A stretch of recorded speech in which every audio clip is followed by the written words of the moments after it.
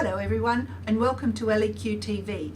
I have a special guest with us today. I have Narelle Bowden-Ford from Australian Lutheran World Service, and she's going to share with us today and talk a little bit about why Christians are so involved in social justice. So welcome Narelle, and over to you to explain the context of this presentation. Thank you, Meg. It's an honour really to be here, and I'm going to start off today by sharing this particular PowerPoint or this message which I shared with representatives from many Lutheran World organisations, just like Australian Lutheran World Service in Mozambique last year. I guess I'd have to say to start with too that I give credit for a lot of this to my colleague Susan Singh, who had a big hand in this. So what motivates Christians to help others? Because we're going to be talking about service learning or Christian service, so we need to think about what's the motivation, and are Christians called to help beyond their Christian neighbours, that is, to all people everywhere. Now, because I showed this to other faith-based organisations, that's what the FBO stands for. And the question was, why do faith-based organisations, schools, Christian schools, do social justice? And that's very relevant, isn't it, for Lutheran education as well, to be thinking about these things. What's the underlying philosophy? Well, we really felt, and this is an ALWS production, this little section of our talk, was because God first loved us and we respond to his love by showing that love to others. Also, simply because Jesus was and is, and because the Bible tells us to be, and I'm going to give you some indication of just how many times the Bible does tell us to do social justice. And particularly because we see Jesus in our fellow brothers and sisters in Christ.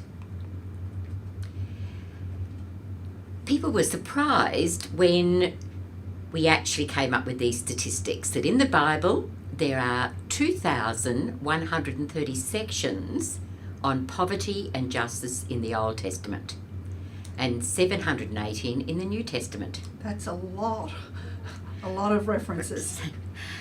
Well, it certainly is a cause for us to get up and do something. The book with the most poverty and justice reference in the Old Testament actually is Psalms with 247 verses. The New Testament really has many poverty and justice references in the Gospel of Matthew, and there's 124 verses there. And that's interesting because Matthew was really the book that was written for the Jewish audience. So that's a particularly interesting statistic there too, Narelle. Yes, and I guess we all know that Jesus spoke about poverty and justice many times. And just going back to Matthew, Meg, it says here that in Matthew alone, there were 16 occasions when Jesus spoke of poverty and justice. Other instances are recorded in over 290 verses in the New Testament. This isn't meant to be a maths lesson, but I think if we add up those, we can see that Jesus certainly gave us a lead on our response as far as poverty and justice goes. And he, of course, certainly practiced what he preached. He sought out the rejected, he engaged with ordinary people, he healed the sick, and reminded the leaders of the day not only of their responsibilities, but actually their obligations to the community. And of course, we know he dined with prostitutes and tax evaders, never compromising himself, but always extending God's mercy and forgiveness. And the leaders of the day were actually quite shocked at some of those interactions as well, and provided a bit of commentary around that.